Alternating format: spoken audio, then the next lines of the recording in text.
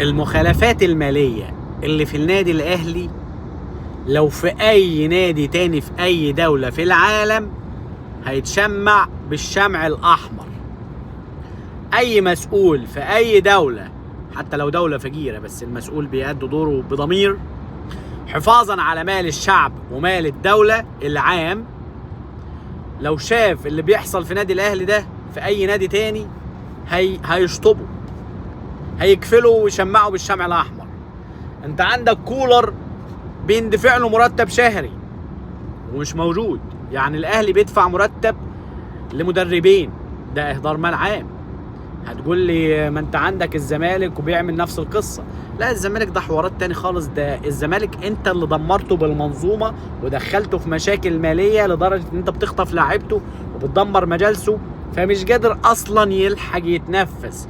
ولما بيجي يجيد لاعيبته ما بيزورش زيك، فبيدفع الضرايب المطلوبة منه، فمش ملاحق على المصاريف. يعني ده لو بياخد البطولات، لو في حج وعدل بياخد بطولات وبياخد حقوق رعاية عادية والأمور ماشية تمام، هيدفع اللي عليه ومش هيبقى عليه مشاكل في الفيفا كل شوية.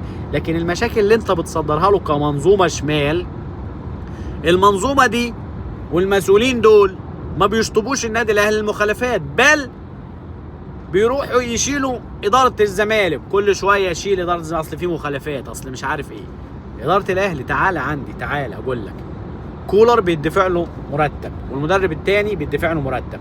كولر 4 مليون دولار هياخدها على آخر السنة، تمام؟ دي مخالفة، دي مخالفة وكبيرة وإهدار مال عام. وش تعالى لي فلوس الأهلي جاية منين؟ مصادرها إيه؟ دي قصة تاني وكل الناس عارفاها، والزيتون والليمون والزيزفون وشركات وغسيل أموال وقصص كبيرة سعادتك. دي مخالفة تانية. عقود اللعيبة، تهرب ضريبي. لما واحد زي تريزيجيه وزيزو وجراديشار وبالرمضان ولسه القايمة شغالة. ده انت الأهلي بيعمل صفقات، كل صفقة بتتعدى 600-700 مليون جنيه. لما بيجي يكتبها في العقد بيكتب 50-60 ألف. فطبعا بيتهرب من الضريبة في مصر. بالكلام ده بيتهرب من الضريبة في مصر، تمام؟ ده 1,000,000,000. ده تهرب ضريبي ده يا جماعة. ده يقفل شركات بتتقفل، بتتشمع. تهرب ضريبي يتشمع ويتقفل. فين الحفاظ على المال العام؟ فين الحفاظ على مال الشعب؟ ما ده الأهلي والزمالك والأندية الجماهيرية دي ملك العام، ملك عام، مش ملك الأهلي وملك مجلس إدارة الأهلي. لا، ده دول ناس معينين يديروا الأهلي، مفروض يديروه بشفافية وباحترام وبقانون وبلوائح، مش بشمال وضرب عقود ونتهرب ضريبي وفلوس شمال واهدار مال عام. عقود اللعيبة دي مش مظبوطة كلها. بيكتب عقد اللاعب بارقام قليله جدا عشان ما يدفعش الضرايب بتاعته. الزمالك للاسف بيكتب كله، مش للاسف، هو ده المفروض يكون الصح، بيكتب العقود الحقيقيه، فبيضطر يدفع، فمش ملاحق على الدفع. ومفيش اصلا رعايه جايه له كفايه، مع انه وقت ما خد دوري سنتين ورا بعض ما خدش برضه نفس حقوق الرعايه اللي المفروض بياخدها بطل الدوري.